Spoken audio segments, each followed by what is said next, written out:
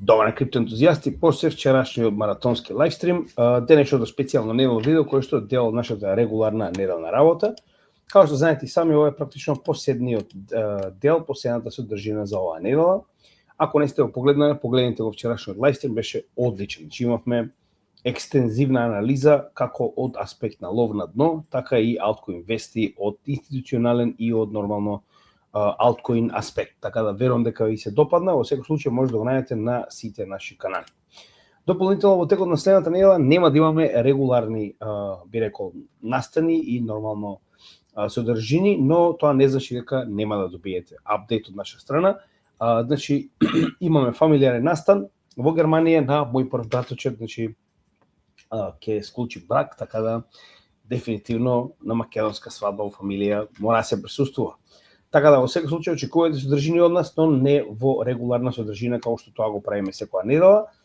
И со тоа ќе мора да го презакажеме и двобојот помеѓу мене и Гоце за понаредна среда. Практично тоа ќе дојде точно 24 јуни. Така да очекувате дека на 24 јуни лайвстримот ќе биде ова што го гледате на самиот постер, многу пати го најавивме до сега, каде што ќе испоредиме двата системи економски, комунизам и капитализам и нивните потенцијали.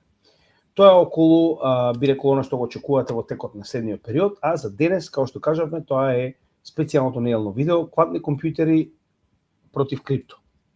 Дали станува збор за вистинска опасност, колку е блиску и дали ова практично само уште една лажна тревога. Нема да налегуваме премногу во објаснување што точно се квантни компјутери, затоа тоа што представува екстремно, би рекол, комплицирана тема со многу поголем материјал за објаснување. Она што нас се интересира колку оваа технологија е блиску до потенцијален напад на криптотехнологијата и како истата може да биде нападната. Како што напоменавме, значи квантните компјутери се поразлични од оние нормални компјутери кои што моментално ги користиме, е посебен систем на работа кој што е базиран на на принципите на квантната теорија. Сега, еден стандарден компјутер работи на, како што веќе многу пати сте виделе, код со нули и единици, кои што представуваат уствари така речено исклучен и вклучен транзистор, според ова што може да го видите овдека, што значи дека овој код е практично код направен од исклучени и вклучени позиции на еден транзистор кој што треба да представува така речено код кој што го препознава самиот компјутер. За разлика од тоа, каде што имаме така речено битс, наречени 0 и 1 позиции на овој код, во квантните компјутери имаме така наречени qubits, каде што во исто време, значи ова позиција на 0 или 1 може да биде и 0 и 1. Интересна работа, нема да налегуваме премногу. Идејата е дека овие компјутери функционираат на тој начин што кодот е напишан во исто време од така речено и нули и единици, че во исто време може да бидат и едната и другата позиција на овој транзистор, така речено, и на тој начин им дава многу поголема моќ и многу поголема брзина и компјутерачка моќ кога нормално работат за разлика од стандардните компјутери. Сега, наједноставно да го објасниме ова, би било преку ова кратко видео, кое што може многу лесно да го најдете на YouTube, но ние ќе го истражиме само делот да објасниме која е разликата според тоа како функционира обичен компјутер, а како функционира еден квантен компјутер, разликата помеѓу начинот на функционирање во компјутерачката моќ. Imagine that you're playing a game of chess and want to predict all the possible moves your opponent might make. Вика, замислете дека треба да играте партија шах и вика сакате во одредена позиција да ги предвидите сите потенцијални потези кои што сака да ги превземе вашиот противник. Do this with a classical or regular computer. It will go through each move of your opponent one at a time until it runs through all possible moves. Вели, доколку го направите ова со стандарден компјутер, истиот ќе мора да помине преку сите потенцијални потези, но да ги анализира еден по еден пред да дојде до последниот потенцијален потек кој што може да го направи противникот. This process, as you can imagine, can be time-consuming. However, if you had a quantum computer, it would simulate all possible moves of your opponent at once in a Вели, разликата е во тоа што со стандардните компјутери да се предвидат сите овие различни потези кои што ќе ги превземе противникот, е потребно многу време за тоа што компјутерот ги анализира еден по еден. За разлика од тоа, квантните компјутери во исто време, во ист момент ги процесираат сите потенцијални потези кои што може да ги превземе вашиот противник. Толку голема е разликата. Што значи дека за разлика од стандардните компјутери, квантните компјутери буквално го прават тоа во фракција од секундата и го процесираат веднаш. Значи сите овие потенцијални проблематики ги процесираат во истиот момент. Fraction of the time the classical computer took. This is similar to what a quantum computer can do in the realm of analysis and computation.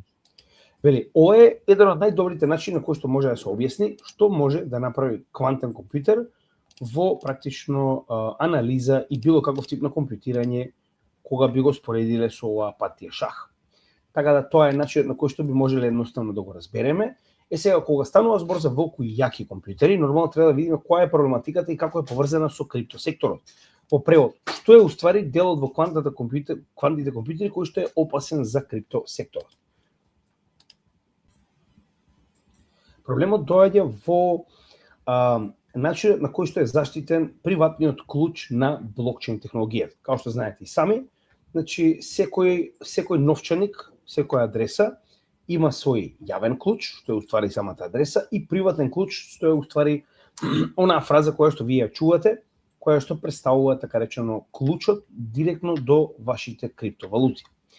Разликата е во тоа што јавниот клуч е познат и лесно може да го споделите, и истиот служи за така речено било кој да може да ви прати одредена криптовалута на вашата адреса. За разлика од тоа, приватниот клуч го знаете само вие и го користите за да може да ги превземете и да ги контролирате овие валути. Каде е овдека проблемот? Биткоин, како и поголемиот дел од така речено криптовалутите, имаат посебен тип на криптографска заштита. Тоа е заштита која што го чува овој приватен клуч да не може да биде откриен. Со тоа што овие два клуча се постојано поврзани, но за жал не е возможно со стандардните компјутери од јавниот клуч да го пронајдете приватниот клуч. Биткоин поседува така наречена криптографска елиптична крива, тоа е посебен тип на заштита, нели, математичка формула, алгоритам, кој што е невозможно да биде скршен со моменталните компјутери, макар и суперкомпјутери кои што постојат, и нормално со тоа практично вашата фраза е заштитена. Во 1994 година Петер Шор е уствари физичарот кој што успева да направи посебен тип на алгоритам, наречен Шоровиот алгоритам, кој што кога ќе бидат произведени квантни компјутери, преку овој алгоритам ќе може точно таа равенка која што моментално ја користи биткоин да биде решена. Во превод, моменталните компјутери не се доволно јаки за да можат да така речено го решат овој математички проблем, но овој алгоритам е направен кога квантните компјутери ќе бидат произведени со одредена компјутирачка моќ да можат да го решат овој математички проблем.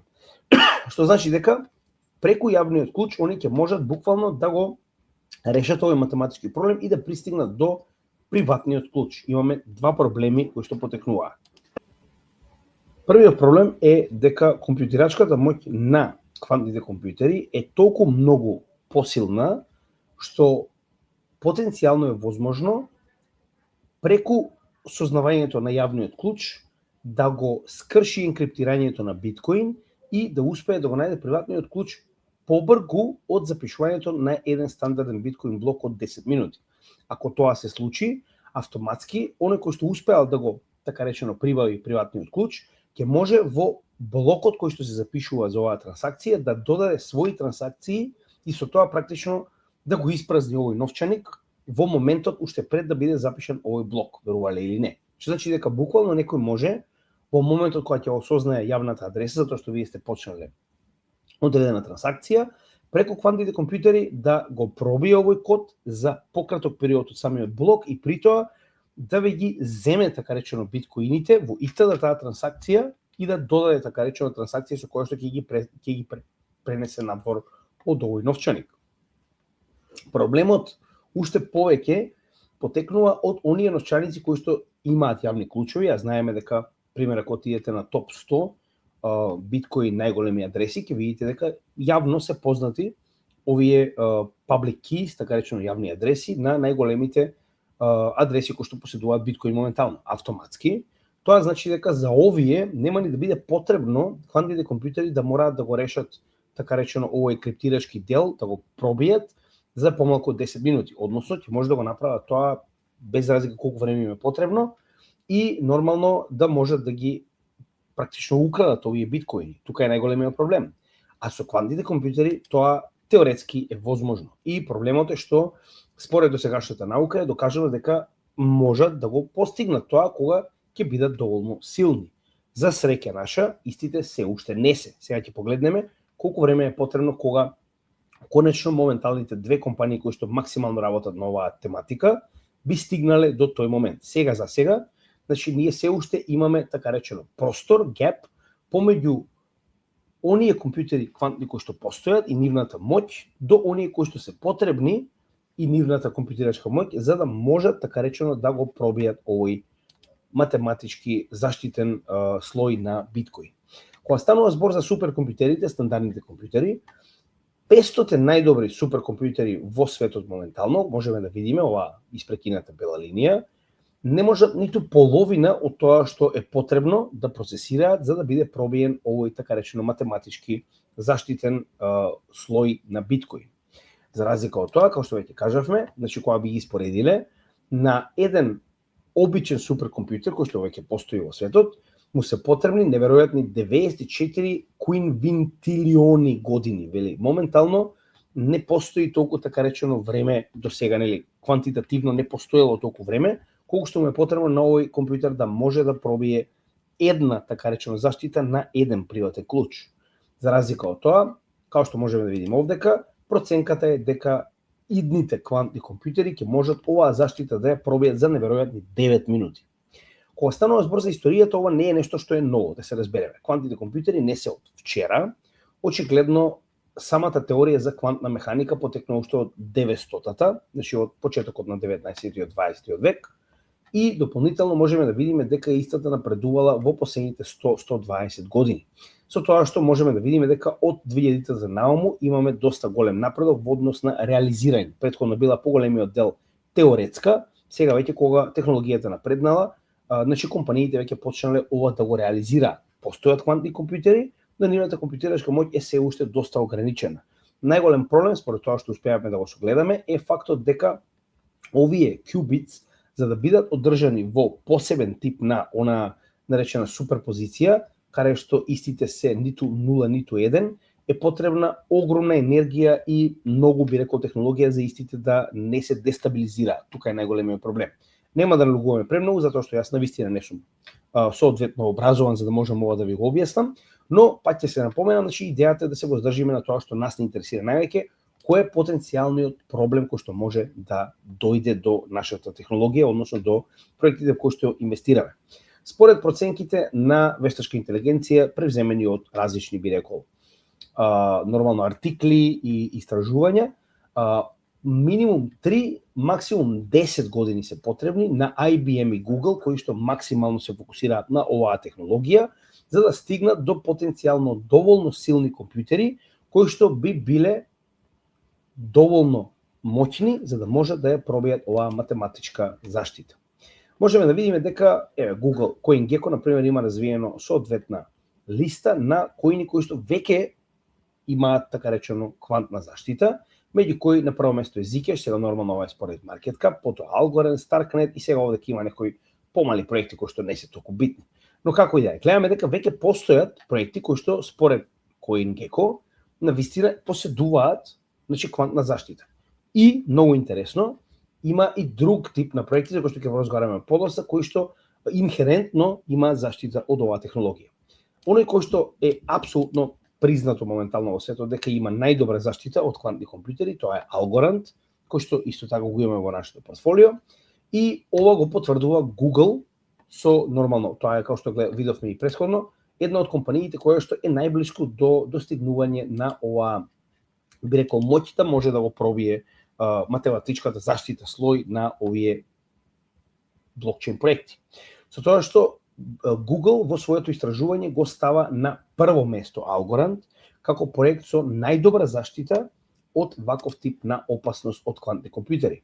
И овдека Algorand тоа го објавил на така речено својот Twitter профил, каде што можеме јасно да видиме дека Google во своето истражување во многу наврати го спомнува Algorand како пример за заштита од квантни компјутери. Не е само Algorand, за разлика од тоа и други компјутери имаат доста, би рекол, голема резистентност според истиот овој артикл.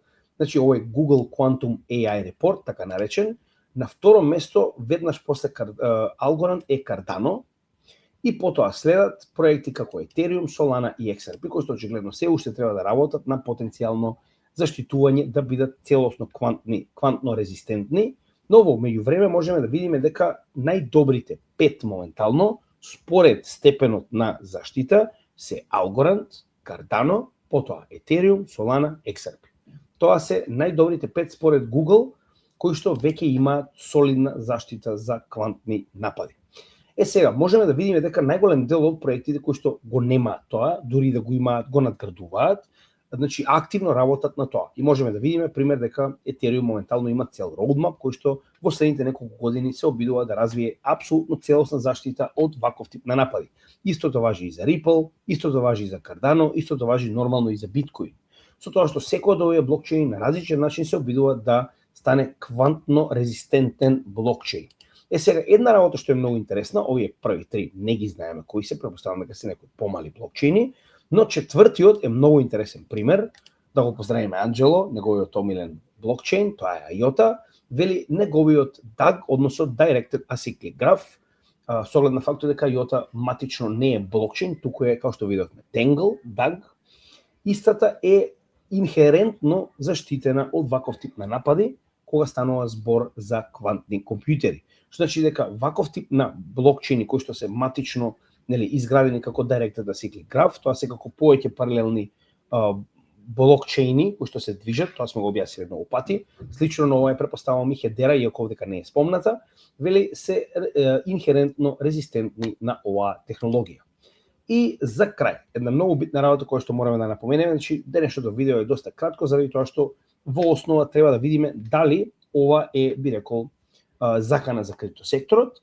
Ова мисла од Binance, како што можеме да видиме на нивниот канал, е, би рекол, многу добра и многу соодветна за денешното видео, каде што на некој начин сумира дали имаме ние потреба да се плашиме од потенцијални квантни компјутери, и ако веќе тоа се случи, колку така речено од овие, би рекол, компјутери би биле проблематични и за кого. Remember, if a quantum computer ever became powerful enough to break Bitcoin, it wouldn't just break crypto, it would break everything. Banks, governments, communication networks, the entire internet. That's why this isn't just a crypto issue. It's a global security challenge, and the entire digital world is working on it together. The quantum threat is real, but it's distant, and most important,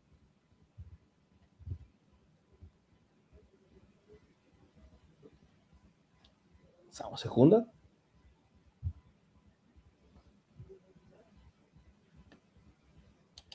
Значи, според кажувањето на, така речено, Binance, кој што знаеме дека е најголемата менувачница во светот моментално, значи, да, квантните компјутери се потенцијална опасност, но прва и најбитна работа, истите се доста далеку од да бидат реална опасност за, така речено, криптосветот, но, како што објасни овде, и се што представува дигитален систем во светот, вклучувајќи ги банките, електрокомуникациите и така натаму. Значи, ние се наоѓаме во ситуација во која што квантните компјутери нема да бидат потенцијален проблем само за криптосферата, ќе бидат проблем за се што има некаков тип на софтвер. Што значи дека сега засега очигледно целиот технолошки свет работи на заштита од овие компјутери. Со оглед на фактот дека проекти како Algorand и Cardano и IOTA успеале да го постигнат ова решение, очигледно не е толку невозможно. Така да, дечки, се надам дека уживавте. Ова беше кратко видео во кое што сакаме да ви покажеме дека не треба да се секирате дека сме далеку од потенцијален проблем кога станува збор за квантните компјутери. И во исто време, доколку ви се допаѓа нашата работа, придружете се на нашата Patreon заедница, станете дел од истата и со оваа мала членарина помогнете ни да правиме ваков тип на едукативни програми за вас. Во исто време ќе имате привилегија да бидете дел од нашите групи каде што ќе може да комуницирате, да практично споделувате, да нормално анализирате заедно со нас. Имате приватни пораки до нас кои ќе одговараме еднаш дневно. Имате лайвстрим исклучиво за нашата Patreon заедница еднаш месечно каде што ги одговараме сите ваши прашања и нормално овдека имате приватните видеа кои што ги правиме како ова, првенствено ги доставуваме до нашата Patreon заедница, а потоа и на нашите канали. Дополнително, доколку сакате да обновите вашата членарина на годишно ниво, тоа може да го направите и во крипто. Само пишете ни на cryptogemidja@gmail.com во која валута ви одговара да ја платите оваа годишна членарина со 30% попуст од она што ви го платите на Patreon, а ние ќе ви испратиме на овој мејл адреса за валутата во која што сакате да исплатите и дополнително линк до годишно членство на нашиот канал. Се надевам уживате, се гледаме во следното видео. Поздрав од топлата Малта и од CryptoGemidja.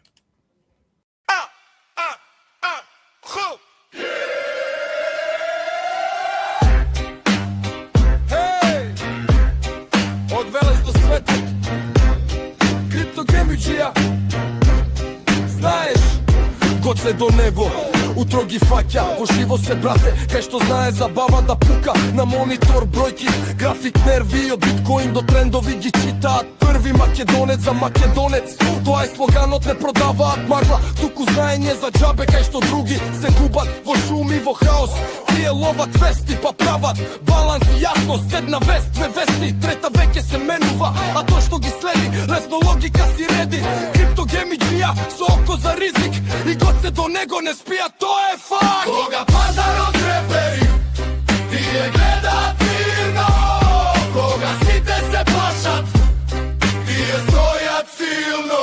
Македонец за македонец, тоа е парола. Македонец, македонец за македонец. Гемиджијата не води по патот, CryptoGemidja со год се дозори. CryptoGemidja уча цела бригада во живо. CryptoGemidja со год се дозори. CryptoGemidja уча цела бригада во живо. Йо, макроекономија, брате, не е шега, мурика со зелена тоалетна хартија, М2 сирока, принтерот пуштен на јако, од свет до селото Брисе, вести се ронат, од Блискиот исток до Брикси, Мала Британија, геополитика, ко мрежа од жици, еден потек таму, а ефект тука у очи, секоја вест од светот ја носат со тежина, не е само кликбейт, туку слика и тлабочина, не паѓаат на фекус, туку се следат сите страни, и кога каналот гори, тие се тука, влегуваат во дебата со анализа во рака. Кога пазарот трепери, тие гледаат мирно, кога сите се плашат,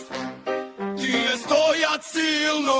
Македонец за македонец, тоа е парола. Македонец, македонец за македонец, со год се до последен звак. Хук, фак, Гемиджијата не води по патот. До утрински часови не знаат за доста, се рокаат теми преку криптонис, од шема до шема, од график до график. Кажи му на братот нека слуша и нека знае. Македонец за